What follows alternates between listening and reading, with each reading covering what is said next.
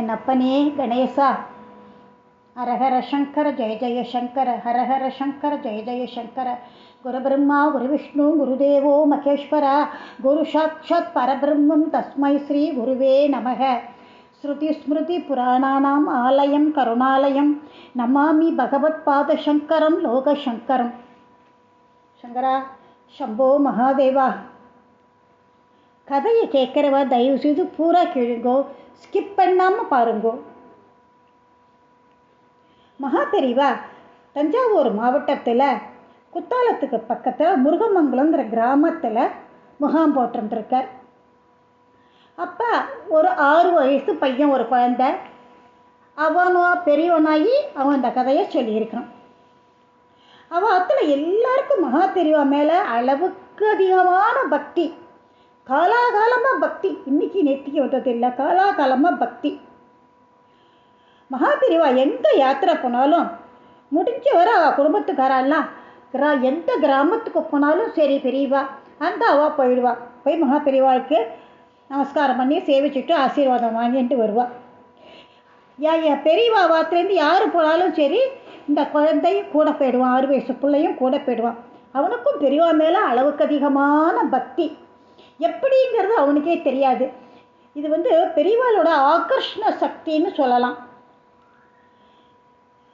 அப்படி போயிட்டு இருக்கும்போது ஒவ்வொரு தரம் பெரியவாளோட முருகமங்கலம் போயிருந்துருக்கான். அங்கே யார் இருக்கா, அத்தையோட பொண்ணு இருக்கா. அன்றைக்கி அவ கிரகத்தில் பிக்ஷாவந்தனம் பண்ணுறா. பெரியவாளுக்கு ஏற்பாடாக இருந்தது. எல்லாம் ரொம்ப நல்லபடியாக முடிஞ்சாச்சு, ரொம்ப சிறப்பாக நடந்துச்சு. முகாம் போல் ஒரு நாளைக்கு ஒரு 7 மணி இருக்கும். மகா பெரிவா உட்காந்துட்டு இருந்தார். நான் அங்கே குறுக்கையின் இலக்கையமா ஓடின்னு இருந்தேன். ஒரு சொடக்கு போட்டு பெரியவா என்னை கூப்பிட்டேன். ஐயோ உமச்சித்தத்தை கூப்பிட்றாரே அப்படின்னு ரொம்ப ஓடி போய் பவ்யமாக நின்னேன்.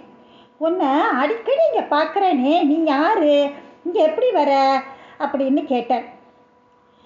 நான் அப்போ சொன்னேன், எங்களோட சொந்தக்காரா இங்கே இருக்கா, நாங்கள் இங்கே வந்திருக்கோம் அப்படின்னு சொல்லிட்டுன்னு. அப்படியா அப்படின்னு சந்தோஷப்பட்டேன். ஆமாம், உனக்கு புனல் போட்டாச்சா? இன்னும் இல்லை பெரியவா, போட போகிறா. உனக்கு ஸ்லோகங்கள் ஏதாவது தெரியுமா?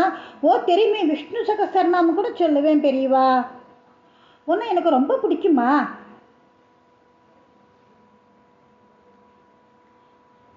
சரி, என்ன உனக்கு ரொம்ப பிடிக்குமா? ஆமாம் பெரியவா அப்படின்னு பருவத்தை உயர்த்தி சொன்னேன். நான் உனக்கு சொன்னால் நீ செய்வியோ? அப்படின்னு உற்சாகமாக நான் தலையை ஆட்டினேன். தோ அங்கே ஒருத்தன் உட்காந்துட்டு இருக்கான் பாரு அப்படின்னு பெரியவா யாரையோ சுட்டி காமிச்சார். நான் அந்த பக்கம் பார்த்தேன். என்னை விட ஒரு 4 வயசு பெரியவனாக இருப்போம். அவன் இடுப்பில் ஒரு வேஷ்டி, கழுத்தில் ஒரு துண்டை போட்டுட்டு ரொம்ப விளக்கெல்லாம் பளிச்சுன்னு தொடச்சின்னு இருந்தான். பூனல் வேற இருந்தது, அவனுக்கு பூனல் போட்டிருந்தான்.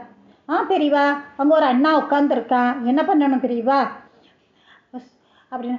ஒன்று பண்ணு, அவங்கிட்ட போ, அப்படின்னு அழு காமிச்சிட்டு வா அப்படின்னாரு என்கிட்ட மழலைத்தனமாக. எனக்கு தூக்கி வாரி போட்டுது. குழந்தையா இருந்தா அடுத்த கொம்புக்கே நான் போக மாட்டேன். கொம்புக்கு போனால் வீணாக பிரச்சனை வரும்.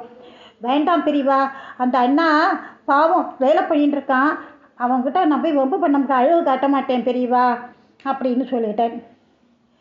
நான் என்ன சொன்னாலும் நீ செய்யறதா சொன்னாலும் இப்போ ஒன்றும் பண்ண மாட்டேங்கிறியே அப்படின்னார். என்ன பயமா உனக்கு?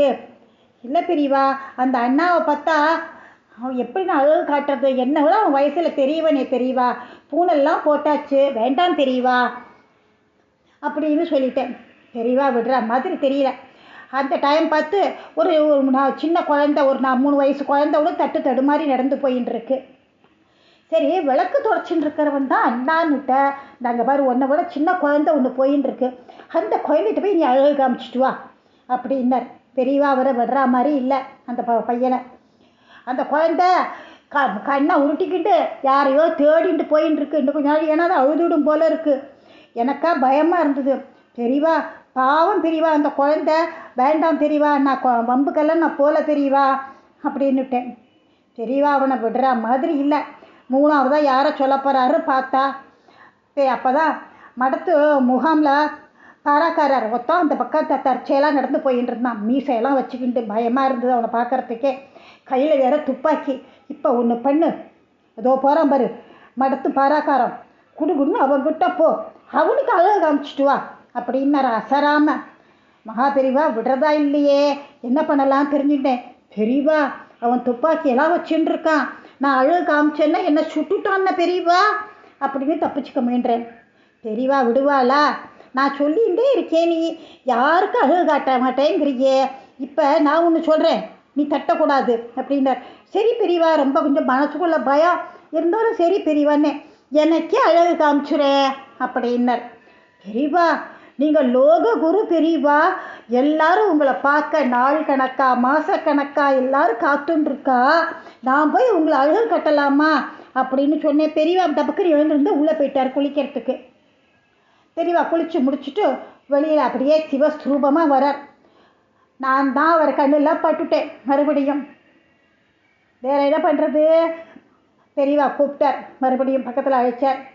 நீ என்ன பண்ணுற, வேற நீ என்ன பண்ணுற அப்படின்னு பெரியவா என்னை பார்த்து கேட்டார். நான் ஸ்ரீராம் ஜெயம் எழுதுவேன் பெரியவா அப்படின்னு சொன்னேன். அப்படியா அப்படின்னு ரொம்ப உற்சாகமானார். எங்கே நோட்டை காட்டு, கைவசம் வச்சுட்டு இருக்கியா? இருக்கு பெரியவா, இருங்க நான் போய் எடுத்துகிட்டு வரேன் அப்படின்னு ஓடி போய் ஸ்ரீராம் ஜெயம் நோட்டை எடுத்துட்டு துணைக்கி அக்காவையும் நான் கூட்டின்னு வந்துவிட்டேன்.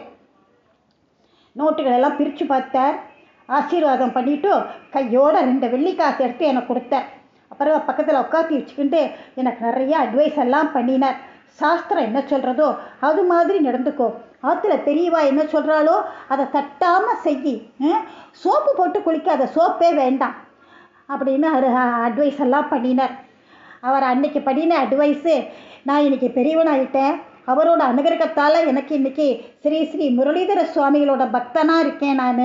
இதெல்லாம் பெரியவாளோட மகிமை தான்.